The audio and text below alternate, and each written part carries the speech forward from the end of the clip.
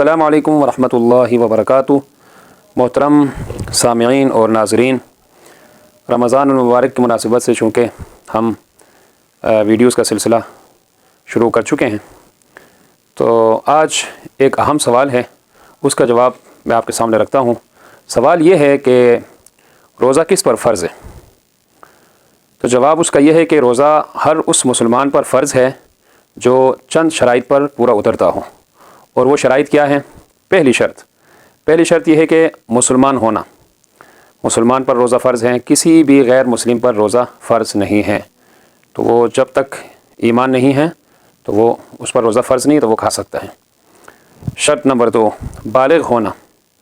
تو بالغ ہونے کے بعد روزہ فرض ہے، نابالغ یعنی چھوٹے بچوں پر روزہ فرض نہیں۔ البتہ عادت ڈالنے کے لیے پیار محبت کے ساتھ روزہ رکھنے کی ترغیب دی جا سکتی ہے، لیکن شرط یہ ہے کہ پیار محبت کے ساتھ ہو، سختی نہ ہو۔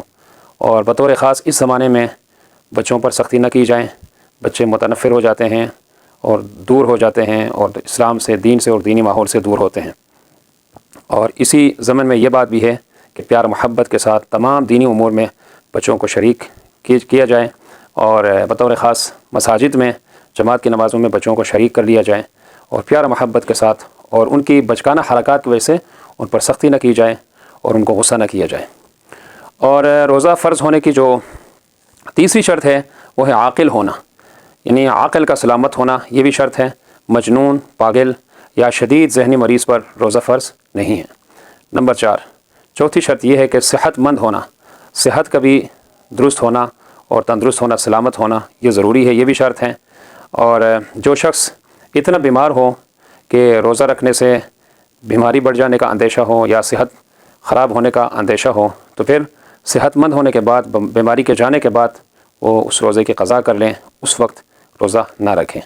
اگر بیماری ایسی ہے کہ وہ دائمی ہے تو پھر روزوں کی جو ہے وہ روزوں کا فدیہ ادا کرے، اور ایک فدیہ جو ہے وہ ایک فطرانے کے برابر ہے۔ اور پانچویں شرط جو ہے وہ ہے مقیم ہونا۔ مقیم، مسافر پر روزہ نہیں ہے، مقیم ہے، اپنے گھر میں ہیں، اپنے علاقے میں ہیں، تو پھر اس پر روزہ فرض ہے۔ اور جو شخص شرعی مسافر ہو، یعنی 78 کلومیٹر یعنی 78 کلومیٹر یا اس سے زیادہ جو ہے وہ سفر پر ہو، تو وہ اگر روزہ نہ رکھنا چاہیں تو اس کو اختیار، اللہ تبارک و تعالیٰ نے اس کو اختیار دیا ہے، تو پھر وہ جو ہے روزہ اس وقت کھا سکتا ہے، بعد میں اس کی قضا کر لے۔ اللہ تبارک و تعالیٰ نے یہاں پر مسافر کو چھوٹ دی ہے۔